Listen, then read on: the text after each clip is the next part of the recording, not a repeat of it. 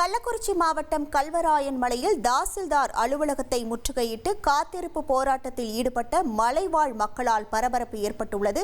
இது தொடர்பான முழு விவரங்களோடு இணைகிறார் நமது செய்தியாளர் பழனிவேல். வணக்கம் பழனிவேல்.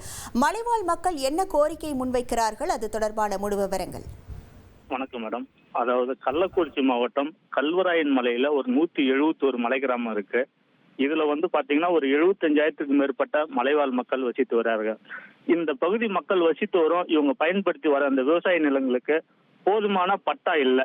இதனால அப்பகுதி மக்கள் தாசில்தாரை சந்தித்து வன உரிமை சான்று அல்லது வன உரிமை பட்டா கேட்டு இன்று ஒரு 500க்கும் மேற்பட்ட மலைவாழ் மக்கள் இந்திய கம்யூனிஸ்ட் கட்சி நிர்வாகிகளுடன் சேர்ந்து மனு கொடுக்கறதுக்காக இன்னைக்கு போறாங்க. மதியம் ஒரு மணி வாக்குல போறாங்க. அப்ப போகும்போது தாசில்தார் அலுவலகத்துல தாசில்தார் இல்ல. இதனால அவர் இல்லைனாலும் பரவாயில்ல, மற்ற அதிகாரிங்க யாரா இருந்தா அவங்க அது வைத்தி ஒரு பிளாட் வாங்கணுமா இல்ல ஒரு பிளாட் வாங்கணுமான்னு ஒரே கன்ஃபியூஷன். ஒரு ரியல் எஸ்டேட் எக்ஸ்பர்ட் கிட்ட பேசு. எப்படி? பாஸ் வாலா பி தி பாஸ். நாங்க மனு கொடுக்குறோம் அப்படின்னு சொல்லிட்டு மனு கொடுக்க கேக்குறாங்க. ஆனா அந்த தாசில்தார் அலுவலகத்துல தாசில்தாரோ இல்ல மண்டல துணை வட்டாட்சியரோ யாருமே இல்ல. இதனால ஆத்திரமடைந்த பகுதி மக்கள் மற்றும் இந்த இந்திய கம்யூனிஸ்ட் கட்சி நிர்வாகிகள் எல்லாமே தாசில்தார் அலுவலகத்துல தரையில் அமர்ந்து காத்திருப்பு போராட்டத்தில் ஈடுபட்டாங்க.